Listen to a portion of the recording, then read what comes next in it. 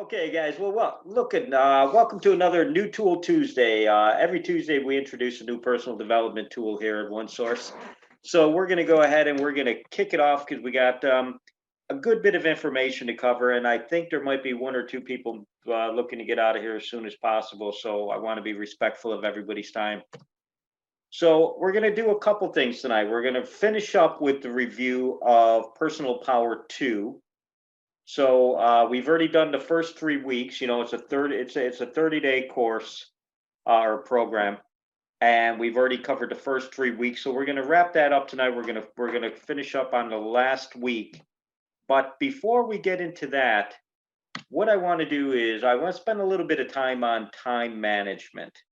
That's one of the things that as consultants you're going to run into, well, a good bit as far as when you're working with clients under the area of personal development um, or personal growth.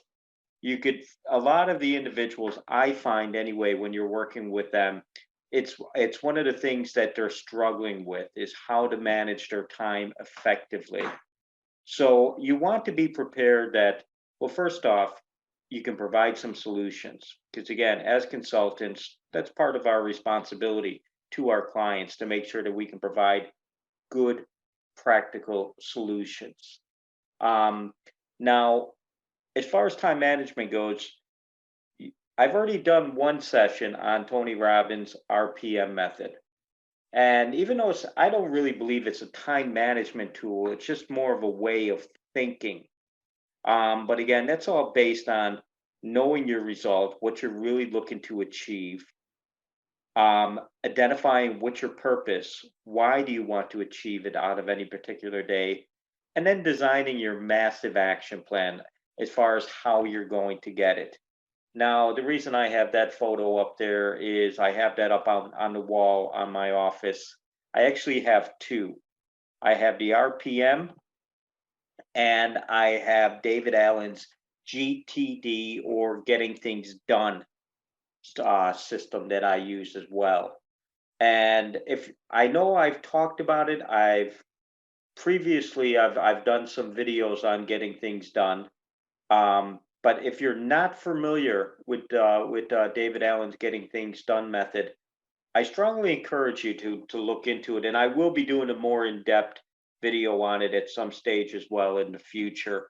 But it really is a phenomenal way to manage your productivity. It's a workflow process, and it's all about stress-free productivity. It's the title is actually very misleading when it's called Getting Things Done, because truthfully, it's not about doing more. It's more managing your workflow as it comes in and reducing your stress level. But again, I use a combination of the two, but I also use a third as well that I want to introduce you to tonight. And it's kind of interesting the way it happened. I've had an idea to talk about this. It's actually I have a list of different topics I want to cover because, as you know, I do a lot of different trainings, a lot of different videos, and I've had it on my list for a while. And the other night, I was doing a Zoom call. I was doing a Zoom call with two individuals. One of them is Sean. I was doing a Zoom call with Sean, and one of the personal development consultants who works underneath Sean. You've all seen him before. He's usually here. He sent me an email. He can't make it tonight. But Steve, we are all three of us doing a call together, and Steve brought it up to me about Stephen Covey's time management system that he talked about, and asked me if I was familiar with it. And it just so happened that I just happened to have a clipboard on my table because I use it all the time. I take notes on it as well. So I want to say thanks to Steve. He gave me made the suggestion to me to go ahead and do some training on it, which really, like I say, I did have it on my list, but I've been putting it off forever. And truth be told, I don't know if I ever would have gotten to it. So I want to give Steve a bit of appreciation for that. And Steve was very good. He sent in some notes that I'm going to share with you as well, because it's a system that he uses himself and finds it very productive. So what I want to do is I want to go into it a little bit, and I want to introduce you because again, as consultants, we always want to make sure that we have enough tools in our little personal development toolbox. So when we're working with clients, and if they find themselves in a situation where they're looking for some advice or they're looking for a solution, I'm not saying you have to know everything, guys. That's not what it's about. But hopefully from time to time, you'll be able to go ahead and pull something out that's going to help that client. And this is a very simple one to use, but it's very effective.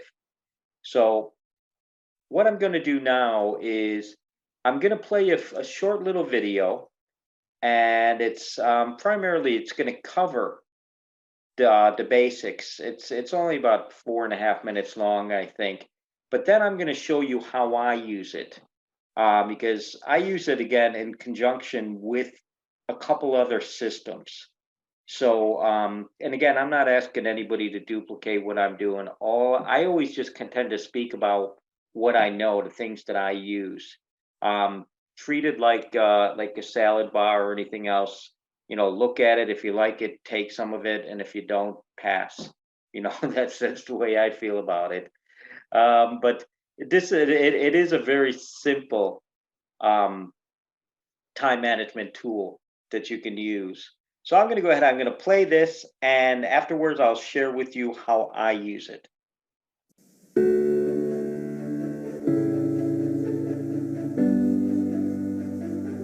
What's up, guys? Today I want to talk to you about the time management system that the writer Stephen Covey teaches in his book, The 7 Habits of Highly Effective People. The 4-quadrant week plan is a tool that helps people organize their tasks on a weekly basis, unlike most of the time management tools today that are based on daily planning. If you remember, the 3rd habit of highly effective people says, put first things first. And this week plan, based on 4 quadrants, is the time management system that Stephen Covey recommends to help you do that. We basically spend our time in 4 different ways, being urgent and important, the 2 factors that define an activity. Urgent is an activity that, as soon as it appears, it requires our immediate attention. It has to be done as soon as possible. It might be because it just takes a few moments to finish, or because you've been postponing it, and now there is not much time left to finish the task. Accepting a call from a friend and studying for a test you'll have to write tomorrow are simple examples of urgent tasks. Important means it is directly related to your long-term goals. It has to do with results. A task is important if it gets you near your biggest goals and closer to the person you intend to be in the future. For example, if you want to be a writer, reading is definitely an important habit for you to develop. Quadrant 1 includes both urgent and important goals. A life focused on this quadrant is usually full of stress, since the deadlines and pressing problems always keep coming. In this quadrant, the things to do are very urgent and also important. That's why the people who have their lives focused on these activities are continuously working to solve crises and respond to deadlines. They become consumed by Quadrant 1 activities since problems are always appearing, one after another. And when they have a free time, they usually spend it trying to make themselves forget about their routine in activities to relax and waste time. Another way we spend our time is with urgent but not important activities. The main reason people spend the majority of their time in Quadrant 3 activities is the lack of clearly defined long-term goals. If you didn't take time to define your aspirations in life and the activities related to them, you are more likely to spend your time working on every task that appears in front of you. If all you have is a short-term focus, you will be constantly reacting to things that are urgent but not important, and you will be constantly changing your mind on what you really want to have or do. Quadrant 4 activities are also related with the lack of purpose in life. The activities here are not urgent nor important. They are pure time wasters and provide no meaningful value with time. As Stephen Covey said, people who spend time almost exclusively in quadrants 3 and 4 basically lead responsible lives. Effective people stay out of quadrants 3 and 4 because, urgent or not, they are not important. Quadrant 2 activities are the ones you want to spend your time with. They are important but not urgent. They are directly related with the things you want the most in life and that usually take time to achieve. It deals with things like your spiritual life, building relationships, becoming financially literate, your physical health, and other long-range planning. The fact that they are not urgent is one of the things that makes us procrastinate on these things, even knowing we need to do them. Quadrant 1 deadlines and emergencies will always appear, and we all occasionally spend time with Quadrant 3 and 4 activities. That's why, to be able to find time to work in your Quadrant 2 activities, you have to be proactive enough to reduce and, when necessary, say no to other less important tasks. Keep in mind that you're always saying no to something, wrote Stephen Covey. If it isn't to the apparent urgent things in your life, it is probably to the more fundamental, highly important things. Being effective is managing to get these important things done. Organizing your goals for the week ahead gives you a broader view compared with daily planning, and making your goals more Quadrant 2 focused will help you manage your time effectively. So hopefully you guys got a good point out of that. The whole thing is primarily is you should spend the majority of your time doing activities in Quadrant 2. People tend to become very reactive. They're always rushing and racing to meet somebody else's demands, the things that are urgent and important.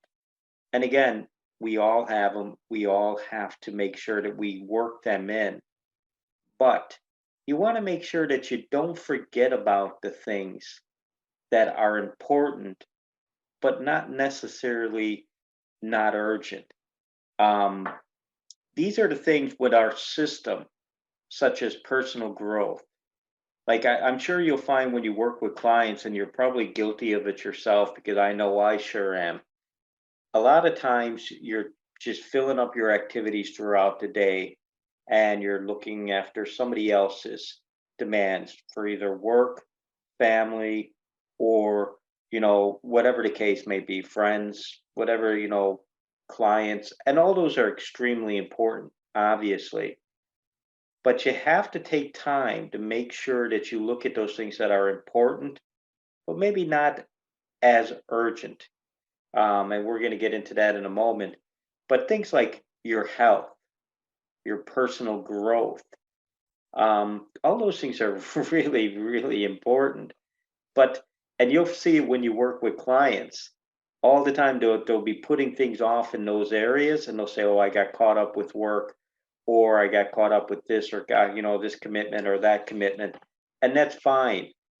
But you have to bring it to their attention. They have to, in order, if they're going to be balanced, they have to make sure that they're spending a proper amount of time working on those things. But I just want to share with you how I use the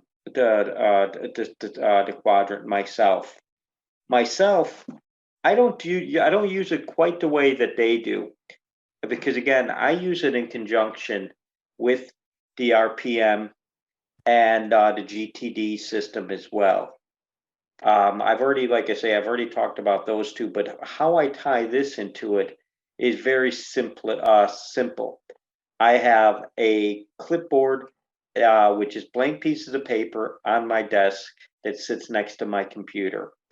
And every day I go and I just divide it just like this, which is it's very simple, just a ruler and a marker. I make 2 lines, four squares. And then I just go in and I write in urgent and less urgent. I like the phrase less urgent because I know everything is urgent, and important and less important. So then I have it next to my laptop, and as I work and as I talk to clients, as I take phone calls, as ideas come to me, as emails come in, I can capture it. I mean, that's a big thing about getting things done. You have to have a capture tool, and this is one of the capture tools that I use. But I like to capture everything that comes in. That way, nothing, I don't always get everything done, but I capture everything.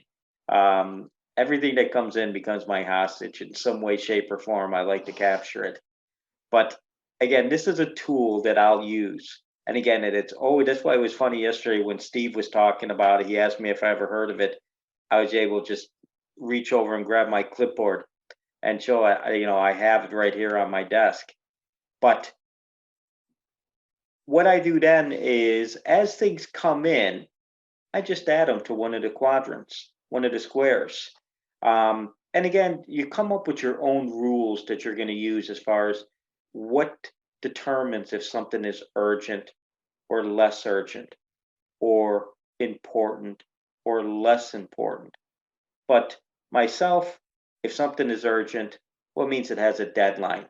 It means it has an expiration that you have to get it done by a certain time, or else, well, it's just expired. So like a meeting or you have a deadline to get say an advert over to a particular media, to make a deadline on it or something to that effect. I usually use 24 hours as my guide. If it's something that's good, yeah, it has a deadline within 24 hours, it's urgent. If it's not, it's going to generally fall into the less urgent category. And as far as is it important or less important? Well, if it's important, well, there has to be consequences, meaning that if you don't get it done, what's the consequences? Then they don't have to be negative, punishable consequences. That's not what I'm referring to. I'm talking about, say, for your business, for an example. Is it going to have an impact on the business? Is it going to have an impact with your relationships? That's what I mean when I talk about important or less important. And I kind of gauge it as far as, like I say, the impact that it's actually going to have. But I try my best, and I don't always succeed, but I try my best to spend the majority of my day in that quadrant two, the things that are important, but not necessarily that urgent. Because if you're managing your time effectively, you really shouldn't have as many urgent tasks. You should have factored those in. You should have actually either delegated them or scheduled them in someplace so you're not and been proactive to get them done ahead of time. And again, I'm not preaching to anybody because I understand everybody's got different workloads and different commitments and everything else. But that's the way I like to. I'm not a great man for stress. I'm not a great man for pressure. I don't like too many things in the urgent and important category. I don't respond to that very well. And again, as far as the fourth quadrant goes, well, I use that primarily just for notes. I don't really put too many things in there, truthfully, because, well, if they're not really important and they're not really urgent, well, I kind of feel you don't really need to be tracking them. So I will put things in there from time to time, but I generally just take notes as I'm on a call. I'll jot something down in there or whatever, so I have my daily notes. But that's primarily how I use it with my simple daily activities that I'm doing. But in addition, what I do is I use it with Evernote as well. Evernote, I told you before when I was talking about the Tony Robbins RPM method. I use Evernote for capturing a lot of different things. Again, capturing and getting things done go hand in hand. You have to have a tool always available to capture things that come to you. So I prefer Evernote. I'm not saying to sign up for Evernote. Don't sign up. It's up to you. But you should have some tool where you can capture things. But the way I use it is as follows. Okay, now I'm just going to play a short little clip I made for you earlier. The way that I use Evernote incorporated with my time management system is, well, first off, I capture everything in Evernote if I don't have my clipboard handy and I'm not at my desk, or if it's something that's more detailed that I know I'm not going to get done right then and there, but I just want to include it into my system, my GTD getting things done system. I use it for Evernote. So what I'll do is I'll capture a task and I will tag them. You see here, these are tags that you can use, and I will tag them as either urgent or less urgent, important or not important. And then I add whatever relevant tags, such as, is it a project? I'll tag it as a project. If it's a task, I'll do it as a task. If it's an appointment, I'll do it as an appointment. Whatever the case may be, and you'll learn all these in the GTD getting things done system. But anyway, I incorporated with Stephen Covey's as well. And again, by adding the less urgent or urgent, less important or important. And then what I do at the beginning of the day, I pull up all of my notes. Now you can see there, I currently have 7,626 notes. So I have a lot of different notes in here because I also use it for storing. But what I'll do is I'll go through and I'll pull up all of the important and urgent notes first. And I'll go ahead and decide from there which ones are really relevant that I need to get done. I use that with my RPM method. And I'll decide primarily which ones I'm going to do that day, and I will tag them as today. So again, I know those are the ones for today are the ones I'm going to work on that day. So, and I'll go do the same for the other categories as well. So just to give you an example, if I click here, this is a shortcut to my today that I created. So if I click on today, these are just examples, just 4 different examples that I put in there just for this video. So if I was starting out my day as far as managing my list, I would go in there and I would click today. All of them, there could be 25 to 30 different things that I need to get done that day. Again, for this example, I only have the 4. And I would start out by sorting them, because obviously I don't want to be shifting through 25, 30 different things, constantly deciding which ones are urgent and which ones are less urgent and which are important and which are less important. So what I would do is I would start out and I'd say, okay, I need to do all of my urgent tasks, but so now it's down to 2. But I don't want to do an urgent and less important task. I only want to do the urgent and important task. So I would go in here then and I would just pick out the important. So you can see there, this is example number 1 or quadrant number 1, which is the urgent and important task that I need to do. In this case, there's only an example. I could have as many as 5 or 6 in there that I have to get done. So again, I hit the tag because I've already sorted it, and I added tag today so I can quickly sort them. And as I create the task, I decide, is it urgent and is it important? I'll add, or is it less urgent and less important? I'll add the appropriate tags. And again, I also add a number of other tags too, depending if it's a project, a task, an appointment, or just a note. But I'm not going to get into that too much right now because it would be way too long of an example. So that's the first one, quadrant number 1, urgent and important task. So let's suppose I get that done, and now I want to go back into all my things for today. And the next thing I want to work on is my quadrant number 2, which would be less urgent but important. So then I would do sort by important. And then again, there could be 4 or 5 in there. In this case, there's only one example. Example number 2, less urgent, less important, and it's been tagged as today. So again, and the reason, just so you know, I like to use Evernote is because you can add so much to it. As you're working on a project, for an example, you can add spreadsheets, you can add graphics, you can add pictures, notes from other meetings, voice notes, all kinds of things. You can videos, loads of different things, links. You're going to add all into your Evernote. So again, so these are my important but less urgent, need to be done today, which would be the quadrant number 2. So I get that done, and let's suppose I go back into all the things I need to do today. And now I want to move on to quadrant number 3, which would be less important but urgent. So I would do my sort, and I would say less important but urgent. And again, that's going to be example number 3, quadrant number 3. And again, less important and urgent. And you can create unlimited tags in Evernote too, just so you know, guys. But you don't have to use Evernote. I think OneNote and most note capturing software programs or platforms, you can go ahead and add tags. But I like Evernote because it's really simple.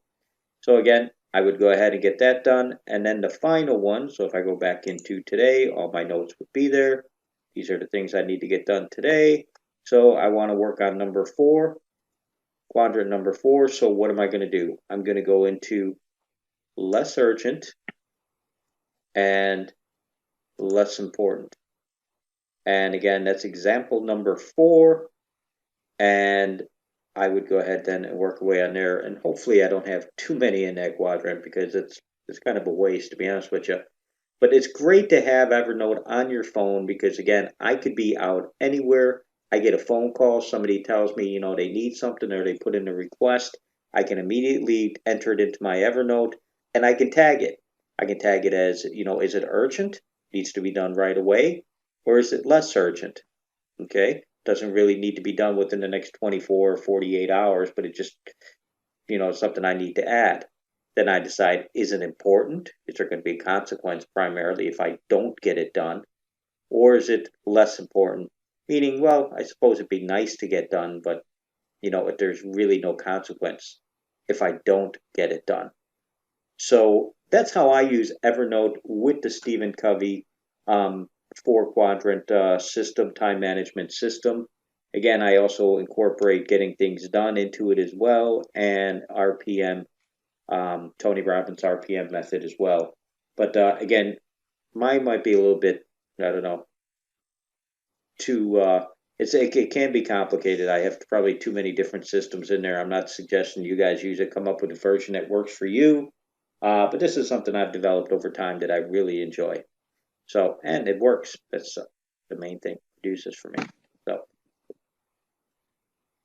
okay, guys. So you get an idea there how you can be creative and how you can use different systems and pick out the best bits that work for you, and put them into one system for yourself. And again, I'm not advocating that you use exactly what I'm using. There's so many different really good systems out there.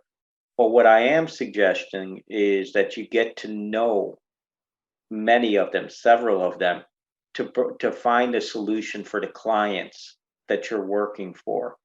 And the simple one that I just showed you at the beginning there, where I just take a sheet of paper, divide it into 4 squares, urgent, less urgent, important, less important, and just track my activities there, put down, capture, tasks that I have to get done that day or that week or that month is a very effective one.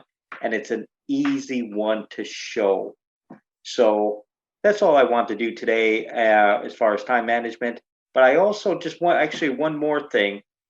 I did want to say that Steve, and again, big thanks to Steve. He was really good. Steve is a great guy. I'm sorry he's not here. That I can't thank him properly. But Steve actually sent me some notes. I'm not going to get into all the notes now because I'm conscious of time. But anybody looking for handouts on this in more detail, you can email me. I would give out Steve's email address, but because he's not here, I'm not comfortable. He wants me to do that, so I won't. But you can feel free to email me, or I believe Sean has them as well. So you can email Sean as well if you're working with Sean. But again, Steve, thanks very much. I appreciate you taking the time to put together the notes, and again, bringing this up to me because it is a good good time management system. So I'm really grateful to you for, expressing that. And again, that's just a reminder, guys, too, that, we need to share information with each other whenever possible, because that's one of the powerful things about this network, especially as we grow. We want to be able to share good ideas, good solutions, good techniques, strategies, with each other. And again, that's just a good example where Steve did that, and here we are now. I'm sharing with others. So thanks again, Steve. Appreciate that. So now getting into our review, because we have a week's worth of material to cover here, and we're going to be wrapping up Personal Power 2. So just to get back, a very quick review, and I'm going to fly through this, guys. But Tony Robbins' Personal Power 2, the 30-day program, we've covered the first 3 weeks. And you'll remember, if you haven't done it yet, it's the last time you're going to ever hear me say it. You should really download the PDF, the workbook, because again, it is a handy tool to have. I checked it out again today. It's no problem. You just go in there and just type in Personal Power 2 workbook PDF in Google, and you'll get 4 or 5 different sources where you can go in and just download it. So I really suggest that you do that. But just to go over very quickly what we've covered so far. Day 1, the key to personal power. Personal power is just simply your ability to take action. Again, that daily consistent action that you keep hearing me say over and over and over again. That's all it really is. But that's what's going to produce the results, is the action. Day number 2, the controlling forces that direct your life. What we link pain and pleasure to. Again, every decision you make from the time you wake up in the morning till the time you go to bed at night, the 2 driving forces are your need to avoid pain or your desire to get some type of pleasure. So learn to use pain and pleasure instead of having pain and pleasure use you. Day number 3, taking control, the first step. We talked about how to change your neuroassociations.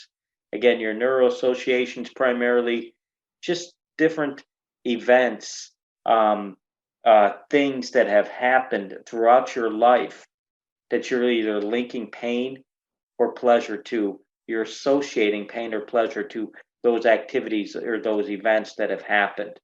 And we also talked about the science of success conditioning. To change your life, you must change your neuroassociations. Our destiny is based on our neuroassociations of pain and pleasure linked in our nervous system to certain situations, people, ideas, emotions, or contexts. By changing these neuroassociations, we change the way we evaluate, the way we feel, and therefore we behave. But it's really important to note your neuroassociations, they're things that have been linked up through your past experiences, but they're not always accurate. Matter of fact, quite a few times you're going to find out when you look into it. As a matter of fact, probably the majority of times for some people, those are completely wrong. You've linked them up through different experiences, because it's all about perception. At the time, you noticed something, you reacted in such a way, and you noticed what was around, and you link something up, but you could have been dead wrong. So it's a good way, if you want to change, your behaviors or the way you're acting in certain situations, examine those neuroassociations and challenge them. And then day 5 through 7, primarily what everybody wants and how to get it. And again, there's only 2 things people want. They want to change the way they feel about something, or they want to change behavior. Day 8, talking about the triad and the power of focus. As far as state management goes, and this is the biggest thing about neuroassociative conditioning, guys, and Tony Robbins' personal power, is learning to manage your emotional states. And there's 3 things that are you're gonna need to do in order to go ahead and change your state at any given time. If you change one of them, it can have an effect. If you change all three of them, you will change your emotional state very quickly. Your physiology, your focus, what you're focusing on, and language, as far as how you're communicating with yourself, but more or less how you're determining what does it mean, whatever's happening, what does it actually mean. If you can change your physiology as far as the way you move, the way you breathe, the way you stand, the way you walk, the way you talk, everything, every part of your physiology to the best of your ability. If you could try to change your focus by, again, we talked about the power of questions, and then challenging as far as the language you're using, as far as how you determine what something means, I guarantee you're going to change your states. And then day 9, values and beliefs, the source of success or failure. Emotional states based on our life experiences that we believe are most important to us to experience or avoid. Primarily, they're just your emotions on a hierarchy. That's what your values really are. They're just all different emotions that you've experienced throughout your lifetime, and how you actually rate them, how you value them. So that's primarily what he's talking about there, and your beliefs are tied in there. They're always going to play a major role in determining your values, what you actually believe. So day number 10, how to take complete control of your life. To gain full control of your life, you must discover your core values, change those that are limiting you, and resolve any conflicts. And again, we talked about the example. How you can actually do that is through the power of questions. Day number 11, the power of why, committing to the fundamentals, doing the same things over and over and over again. Not overly sexy, but very relevant. Day number 12, and I'm going to try to pick it up here, guys. Day number 12, creating the future, was your goal setting workshop. I hope some of you guys took me up on that, and I really did. This is the third time I'm saying to you now, because it's the final week. But I hope you did go in and look for that goal setting workshop. Day 12 of Personal Power 2. Go onto YouTube, look it up. It's an hour long, but it's a great workshop. It's a great goal setting workshop that's conducted by Tony himself, and it's out there. All you have to do is go onto YouTube and look it up, and you can go ahead. You can take part in it if you don't have access to Personal Power 2. Then we talked about day 13 and 14, the 6 human needs. And this is one I'm probably going to do a very detailed session on, because there's a lot to this. But we all have the 6 basic human needs, each and every one of us. And there is no right or wrong. There is no good or bad. They're needs, and we all have them. The only issue are the vehicles that we're choosing to meet those needs. And I know you guys have heard me say this over and over again, but again, repetition is the mother of skill. And I truly do believe that. So I'm hoping that by this stage, you're starting to identify some of the vehicles you're choosing. And if it's a negative vehicle, try to determine, well, what need am I trying to meet here? Why am I doing this behavior?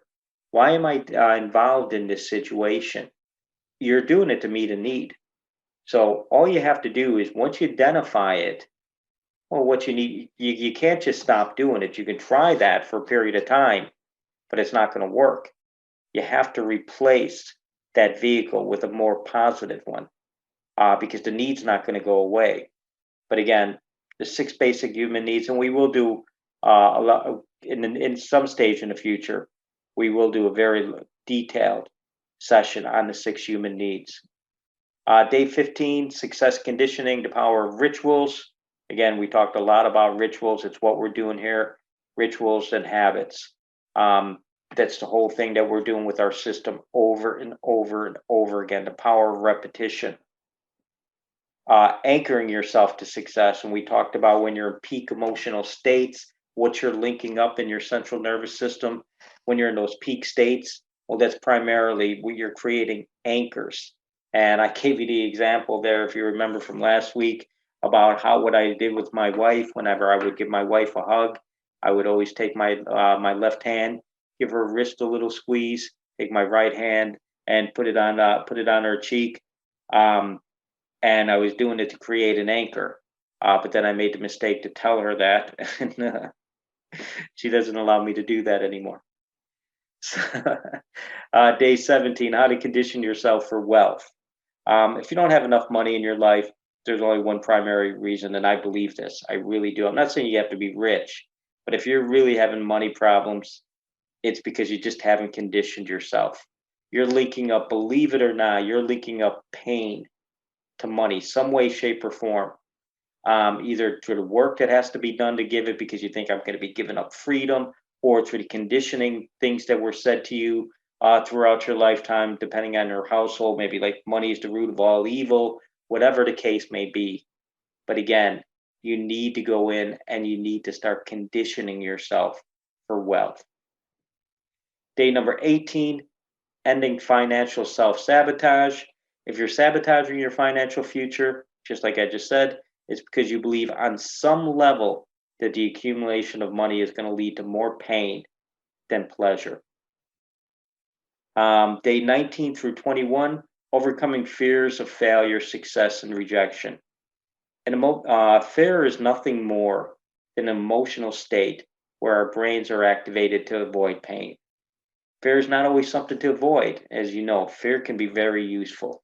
But again, you have to learn to use fear to your advantage, to get it to support you and not limit you. So that's going to be the first 3 weeks. And I know it probably seems a little bit repetitious because we've gone over those over and over again. But again, repetition is the mother of skill, guys. So I hope you did get something out of those. I hope that you did go and download that workbook. I hope that you've gone on to YouTube if you don't have access to the Personal Power program and listen to those, because they really are. Personal Power 2 is nothing more than a tutorial for neuroassociative conditioning. And neuroassociative conditioning is what a big, big part of everything we are doing with the system, everything we are doing with our clients is based on neuroassociative conditioning. If you remember, focus, lesson 1, lesson 2, balance, lesson 3 is all about purpose, lesson 4. What is lesson number 4? The science behind it, neuroassociative conditioning. So again, if you want to really learn neuroassociative conditioning, Personal Power. So day 22, eliminate self-sabotage and creating unstoppable self-confidence. So he talks about a lot of different ways you can go about doing it, but the biggest one, we've already covered this, but I want to cover it again, is the success cycle. Because this, to me, sums up everything really nicely, the success cycle. So we're going to listen to a very quick video here of Tony's, and then I want to talk about how we can apply it to the system.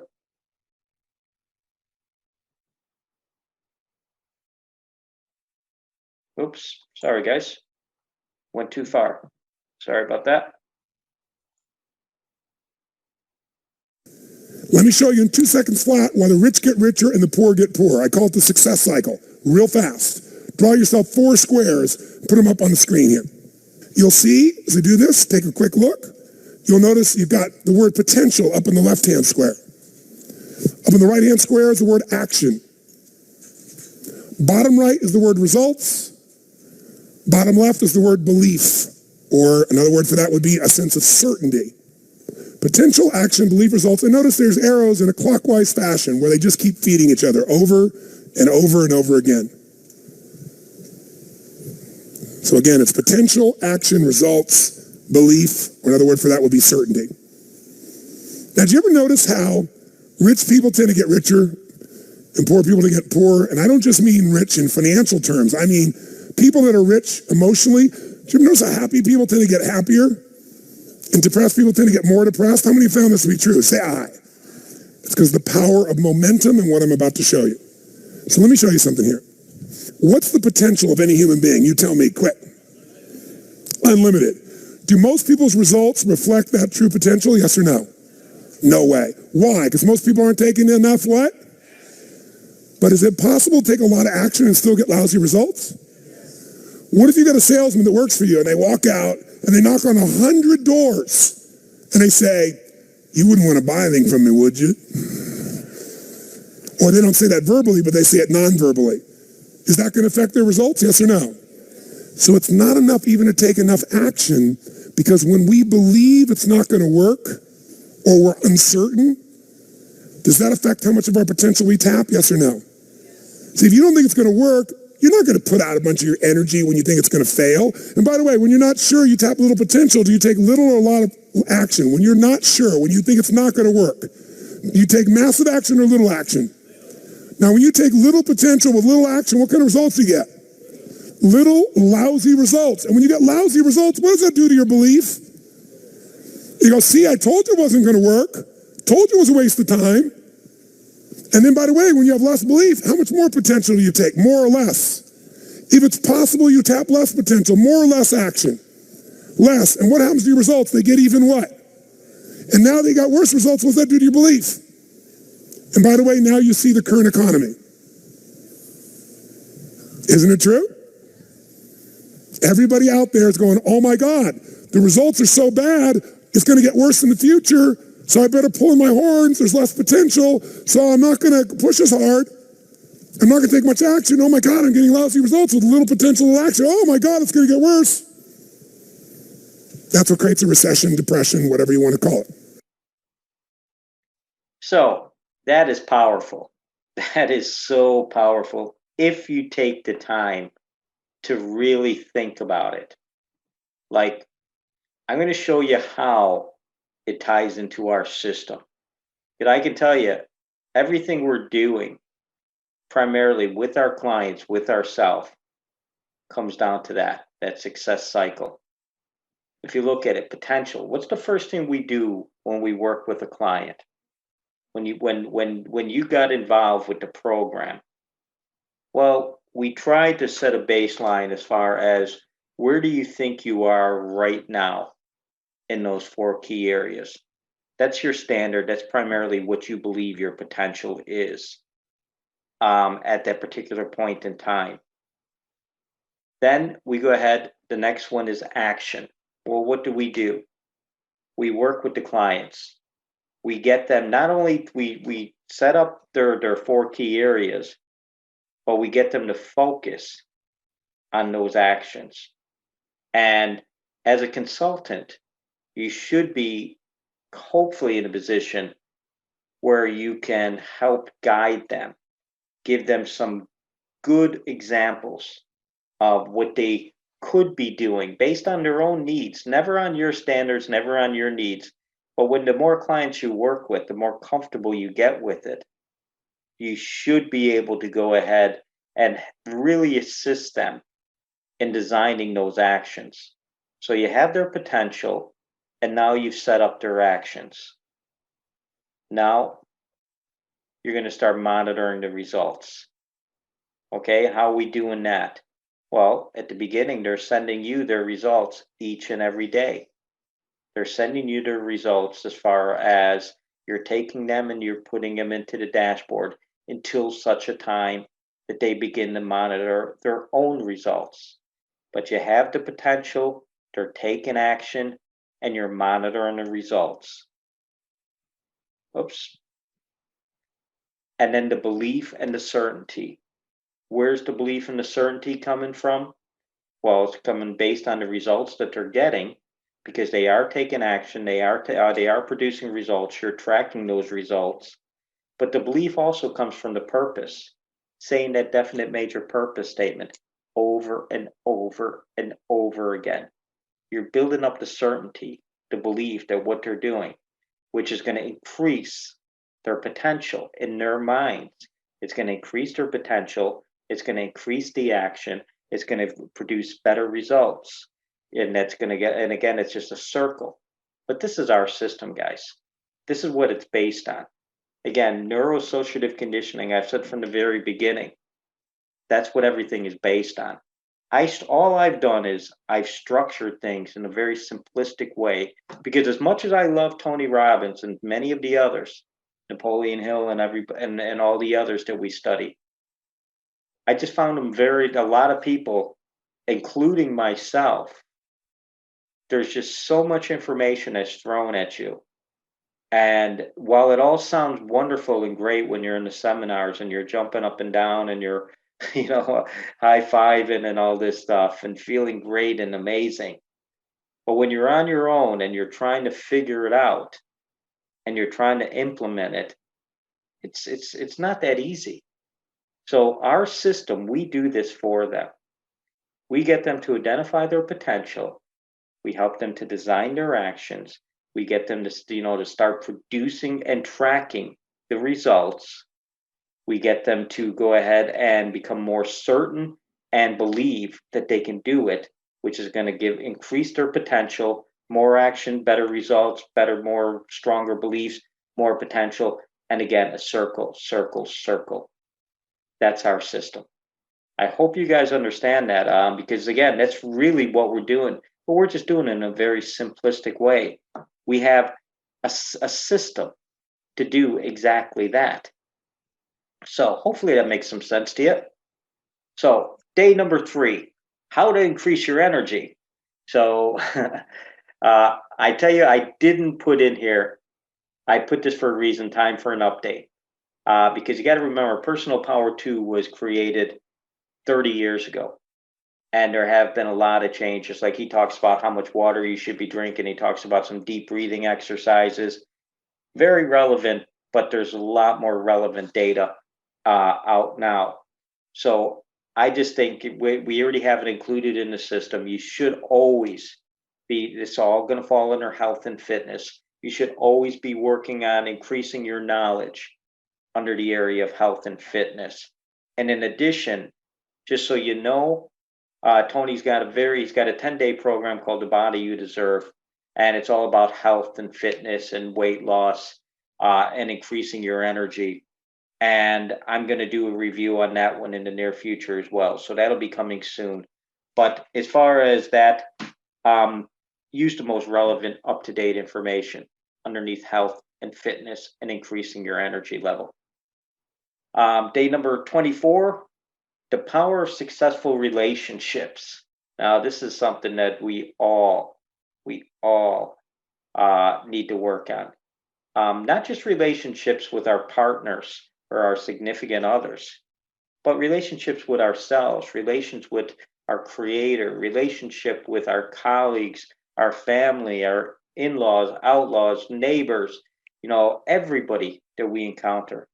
We all have that need. Again, going back to the 6 basic human needs, we all have a need to develop loving, lasting, respectful relationships with others.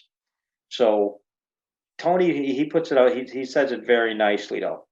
Some of the biggest challenges in relationships come from the fact that most people enter a relationship in order to get something. They're there trying to find someone who's going to make them feel good. In reality, the only way a relationship will last is if you see your relationship as a place that you go to give and not a place that you go to take. And I really do believe that. Again, and not, yes, with your partners, yes, with your spouses, wonderful. But with every relation, even your relationship, with, maybe people you just meet on the street, or you just have some slight encounter with. All of those relationships, again, it's a shame that Steve's not here today, because I'm complimenting him left, right, and center. But when we had the meeting there yesterday, he had a really good thing in his system, and it was under his personal growth. And part of it was every day he tries to make somebody feel more confident by doing something for them to make them feel better about themselves. That was really good. I really like that one a lot. I never thought of it myself. I do similar things, but I like the way he put it. But again, that's the thing about going and having a relationship where it's seen as a place that you go to give. That's how you create loving, lasting, respectful relationships. But also too, What makes a relationship work sorry is guys, things in common. I'll just let it play out. Does that make sense? We're jotting it down. What makes a relationship things work is things in common. What makes a relationship passionate is things being different. What makes a relationship work is things in common. What makes it passionate is that things are very different. Now, if they're different values, you're going to just eventually hate each other. But if they're different energies, masculine and feminine energies, regardless of whether it's men and women, right? It could be two women, two men, man, woman. As long as whatever the relationship is, there's a more masculine one and more feminine one, there's going to be sparks. That's where the electricity comes from. But what a lot of people do is they have a lot in common, and so they have love, but they don't have the passion because they're both being masculine or they're both being feminine, or they've worn themselves out. And most people, when they're tired or when they're stressed, put on the mask of the opposite energy. Most women under stress, ladies, you tell me, become more masculine or more feminine? Which one? Under stress. Which one? Which one? That's right. And the minute you get more masculine, which is like a protection source, there is zero possibility of electricity between the two of you.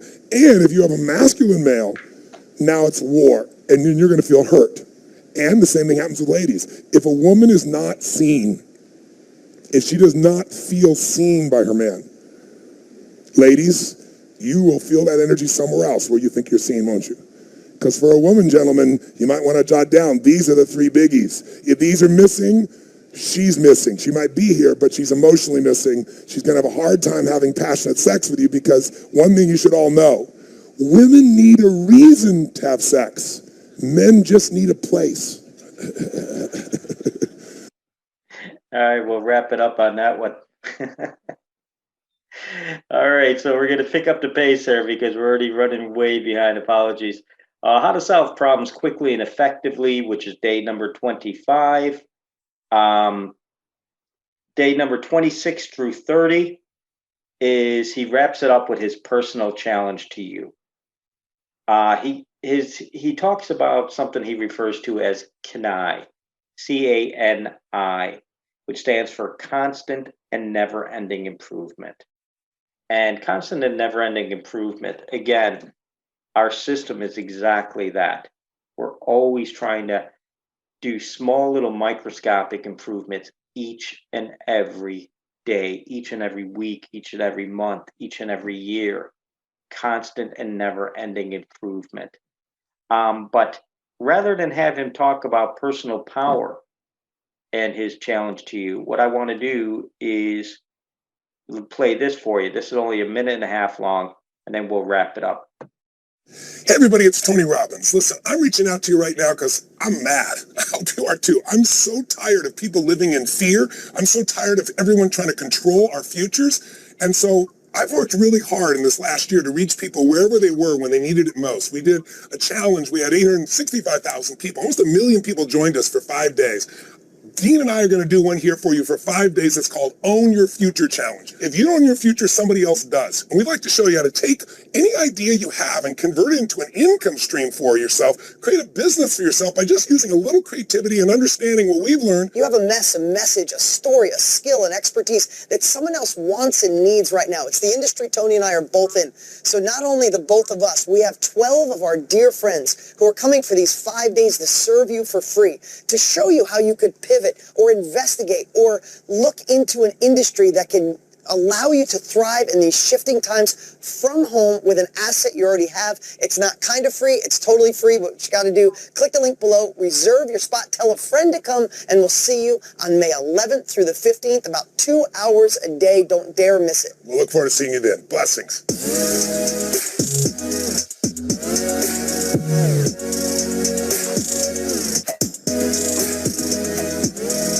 Okay, guys, so what do we got there? We have, starting today, May 11th through the 15th, Tony Robbins is doing his Own Your Future Challenge. Now, I know some of you are going to it. Matter of fact, I think it's starting very shortly. I hope you go. I hope you enjoy it. I hope you get the most out of it. But the one thing I will tell you is just be aware, and I'm sure you already are. A lot of these free things are always primarily their sales pitches. He's going to try to sell you on a number of different programs, which is all fine, which is perfect, which is wonderful. Nothing wrong with any of that. I'm a big supporter of Tony Robbins. But before you sign up for anything ever for Tony Robbins stuff, just let you know that we are becoming affiliates. Affiliates meaning that I want to try to be able to get you a discount. But as far as a group, we should have buying power, especially as we grow. So before you sign up for anything, always check. I have an application in right now to become an affiliate to receive discounts for all of Tony Robbins products, and I want to be able to pass those savings on to the members of the team here. So again, just be aware before you go signing up for anything, check to make sure if we can get you a discount on it. We definitely will be in the very near future. It's part of the strategy here. I would like to see, and I said this I can't remember, probably 6 months ago. I sent out to some of the people involved at that stage. I went to Unleash the Power Within, and I said I would love to see maybe next year that a group of us all go together, especially now that it's being done virtually. But again, these are the types of things, and I want to be able to offer discounts for them. So we are becoming affiliates. But look, if you are going to the event, enjoy it, make the most of it. I really encourage you to. Tony Robbins is the best. I'm not a big fan of Dean's, I have to say. I don't know why, but I really like Tony a lot, as you know. So anyway, look, enjoy it, guys. We're going to wrap it up there. I do apologize. We went a couple minutes over. It's about 7:04 right now, so I'm really, really sorry. Questions, comments, concerns, as always, feel free to go ahead and contact me. And other than that, we will see y'all soon. All right. Thanks again, everybody.